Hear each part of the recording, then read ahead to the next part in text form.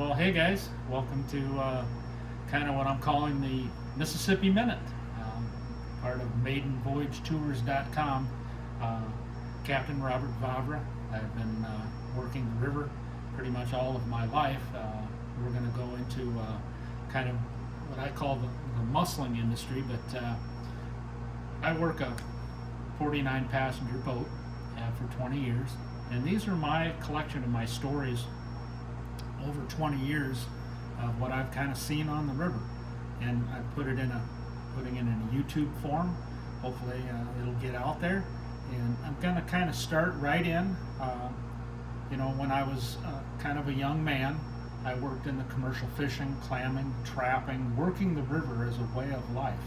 And then I was working with some guys that were commercial fishermen from down south, and they said that I needed to get to diving for mussels. In the summertime, there was a little more cash in diving for mussels, and that was about 1986, 7, right in there. And so when we were working the river, we were working in the cultured pearl industry. We had a air compressor called a hookah rig that would send air down a hose to kind of like a scuba type of outfit.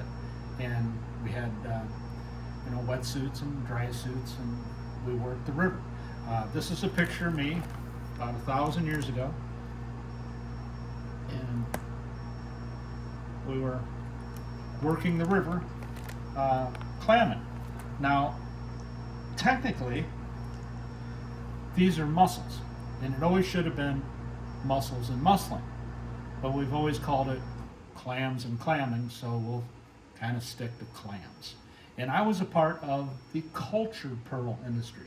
So the shells from here were going to Japan, China, India, Australia, New Zealand, where the shells from here would be cut into squares. Now, the squares would be put into a tumbler, and they would make a round bead. This is the actual bead from the actual process. These are the actual beads. They're mother of pearl. The only aggregate we've ever found that will stay in an oyster is a mother of pearl bead. And that's what this is right here, a mother of pearl bead. So from squares to round. Now, the beads maker sends the oyster, the bead, to the farmer. And then the farmer goes out in the ocean and harvests some oysters. He brings those oysters into a very hot and humid room, and he tricks that oyster into opening. Thinks it's underwater. And then they put wooden pegs in the corners. They surgically implant these beads into part of the oyster. They put them back out in chicken wire baskets hanging in the ocean for 3 to 5 years while they coat that bead. And then they harvest the oysters. And then they grade them like diamonds, and they ship them all over the world. That is the cultured pearl industry still today. But this industry started back in the 1600s because only the elite in the world got pearls from native beds. The kings, the queens, the princesses, the elite in the world. They were so expensive that they were worth more than diamonds. They were worth more than gold, silver, emeralds. They were worth more than any other precious anything in the day. So only the elite in the world had native pearls off of native waters. We decided to speed that up through the culturing of pearls. Through a lot of years, maybe probably about 100 years or so, we started to perfect how to do this. And today, there is still a thriving cultured pearl industry. Now, cultured pearls are graded like diamonds. They go from 3 to 5 years hanging baskets, and then they're graded like diamonds and they're shipped all over the world.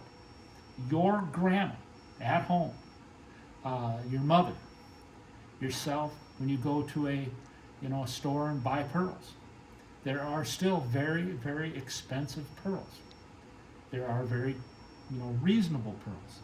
They grade them like diamonds. It's how much veneer was actually put on, because they're only putting on a fine veneer, and how that coats the luster that it gets, that's what controls the price of a cultured pearl.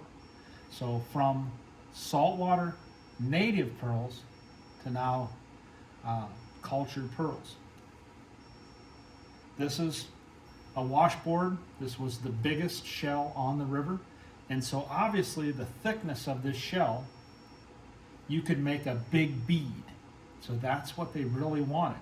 On the edges where it wasn't as thick, you could make a small bead, but they would make big beads out of this. And that's what I was doing when I was working in the river. The shells here on the upper Mississippi River were massive. They're thick and they make high quality beads.